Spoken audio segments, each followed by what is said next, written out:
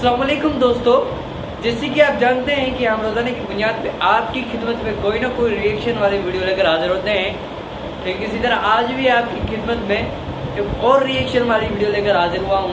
इस वीडियो का मज़ीद आगाज़ करने से पहले आप लोगों से छोटी सी गुजारिश करता हूँ, अगर आप हमारे इस चैनल पर नए हैं तो प्लीज़ हमारे इस चैनल को सब्सक्राइब करें और साथ ही साथ बेल आइकन को लाजमी प्रेस कीजिएगा ताकि हर आने वाली वीडियो या हम जो भी वीडियो अपलोड करें उसकी नोटिफिकेशन आप तक ज़रूर पहुँचे। या अगर आपने हमारे इस चैनल को सब्सक्राइब किया हुआ है तो प्लीज़ इस वीडियो को जितना हो सके उतना शेयर करें और अपनी कमेंट में इस वीडियो का ज़रूर राय दीजिएगा।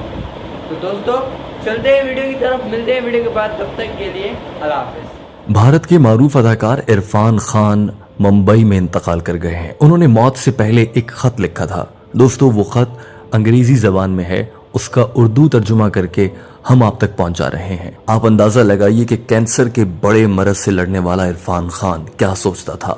जिंदगी की बहारें, रंगीनियां, शोबिस, चकाचौंध सब कुछ देखने वाला, दौलत, शोहरत, इज्जत अपनाने वाला आदमी जब बिस्तर मर्ग पर गया तो उसने क्या सोचा और क्या लिखा।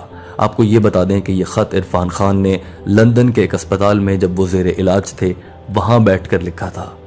उस अस्पताल की खिड़की से लंदन का मशहूर तरीन cricket ground Lord's cricket ground भी नजर आता था।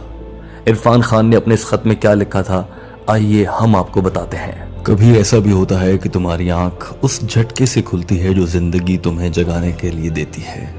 तुम हड़बड़ा कर उठ जाते हो।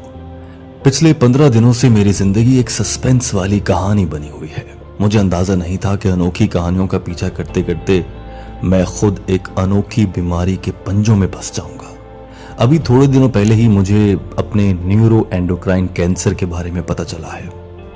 मुझे ये भी मालूम हुआ है कि ये एक ऐसी बीमारी है जिसके मरीज पूरी दुनिया में बहुत ही कम हैं, ना होने के बराबर। मरीज नहीं है तो उस पर तहकीक भी वैसे ही नहीं हुई जैसे होनी चाहिए थी।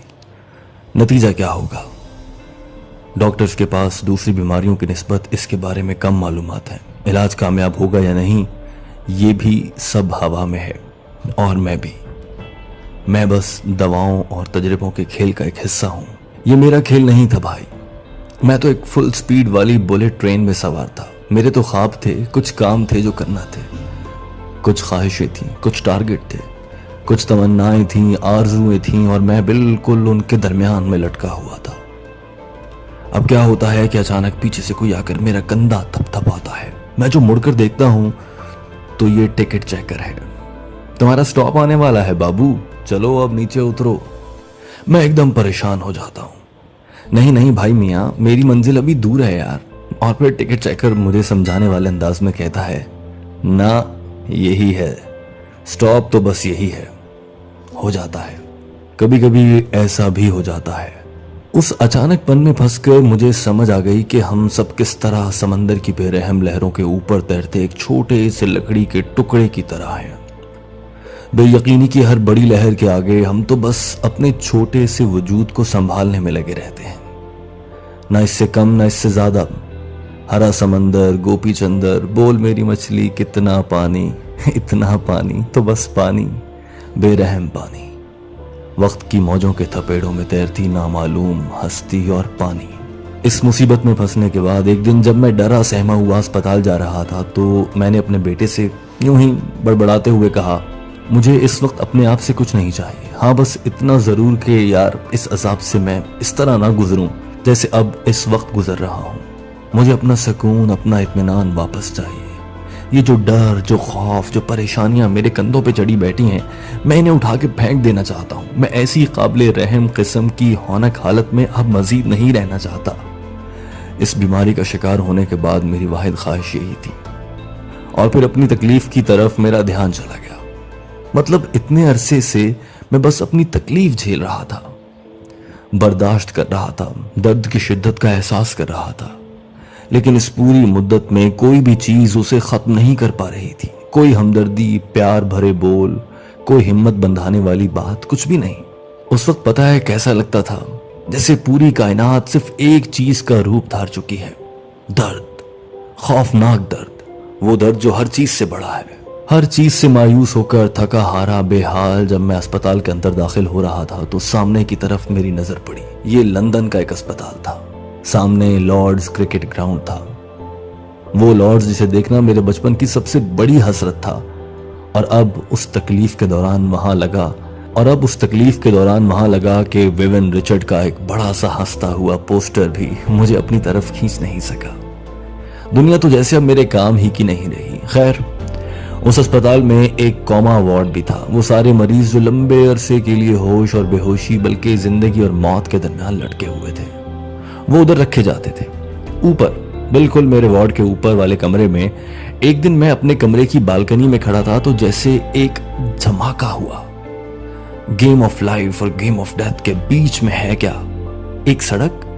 क्रिकेट को गेम ऑफ लाइफ भी कहते हैं। एक तरफ एक अस्पताल है और उसके बिल्कुल सामने दूसरी तरफ एक स्टेडियम, और दोनों में खेले जाने वाले खेल की एक चीज कॉमन है, बेयकीनी। ना लॉर्ड स्टेडियम में पता है कि अगली गेंद पे क्या होगा, ना अस्पताल में अगली सांस का पता है। कामिल बेयकीनी। ये फीलिंग जैसे मेरे अंदर उतर गई। अब मुझे कायनात की वुसअत, उसकी ताकत और उसके निजाम सब कुछ कहीं ना कहीं समझ आना शुरू हो गए थे।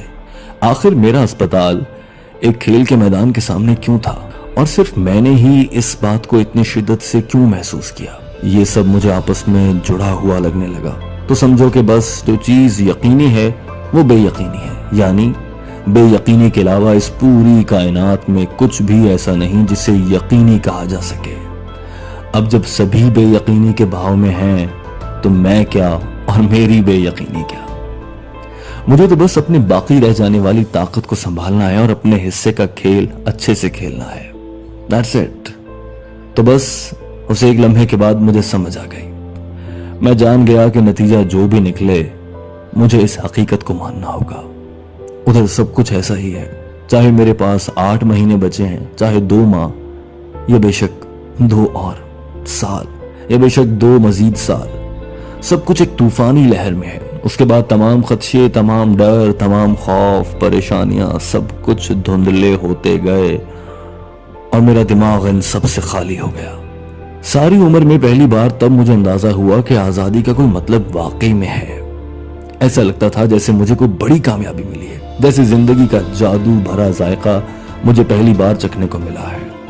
और ये सब मेरे जिस्म की एक एक पूर में उतर चुका था। इस पूरी बीमारी के दौरान लोग मेरे लिए दुआएं करते रहे। लोग जिन्हें मैं जानता हूं, लोग जिन्हें मैं नहीं भी जानता, वो सब मुख्तलिफ जगहों पर मुख्तलिफ औकात में मेरे लिए दुआएं करते रहे। और मुझे लगा कि उन सब की दुआएं मिलके एक हो गई। एक बड़ी सी ताकत जिसे एक लहर की बड़ी सी मौज की ताकत होती है, वो बस रीढ़ की हड्डी से मेरे अंदर तक उतर गई और मेरी खोपड़ी के अंदर उसने अपनी जड़ें बना ली हैं। अब वो उधर उगती रहती है, कभी एक छोटा सा उम्मीद का पौधा, कभी एक पत्ता, कभी एक नरम सा तना। मैं उसे देखता हूं और खुश होता रहता हूं। इतनी सारी दुआओं के नतीजे में इस पे जो भी फूल उगता है, जो भी नई टहनी निकलती है, जो भी पत्ता आता है, वो मुझे सिर्फ खुशगवार सी हैरत और खुशियां देता है। तो वो जो लकड़ी का नन्हा सा टुकड़ा है ना, उसे क्या जरूरत है कि वो पानी के बहाव का रुख बदलने की कोशिश करे। उसे ये बात समझ लेनी चाहिए कि हम सब कुदरत की गोद में बैठे हैं, जो हमें हल्के फुल्के झूले दे रही है, न इससे ज्यादा न इससे कुछ भी कम। That's it. खतरनाक कैंसर की तकलीफ दे गोद में बैठकर इरफान खान ने ये सब कुछ लिखा। खुदा इरफान खान की मग़फ़िरत फरमाए। दोस्तों, इरफान खान की जानिब से लिखे गए इस खत का तर्जुमा आपने सुना। ये खत दूसरे अहबाब तक पहुंचाइए और याद रखिए, जिंदगी खुदा की दी गई एक मोहलत है। वो कभी भी अपनी जानिब इस मोहलत को वापस ले सकता है। हम इंसान बेबस हैं और हम इंसान कोशिश में लगे रहते हैं कि ज्यादा से ज्यादा वक्त गुजार लें, माल इकट्ठा कर लें, दौलत बना लें, लेकिन सब ठाठ पड़ा रह जाएगा जब। तो आज की थी हमारी रिएक्शन वीडियो। उम्मीद करता हूँ आपको ये रिएक्शन वीडियो पसंद आई होगी। मजीद ऐसी वीडियो देखने के लिए हमारे इस चैनल को जरूर सब्सक्राइब करें और बेल आइकन को लाजमी प्रेस कीजिएगा ताकि हर आने वाली वीडियो से आप बाखबर रहें। तो दोस्तों चलते हैं, मिलेंगे अगली नेक्स्ट वीडियो में। तब तक के लिए अल्लाह हाफ़िज़।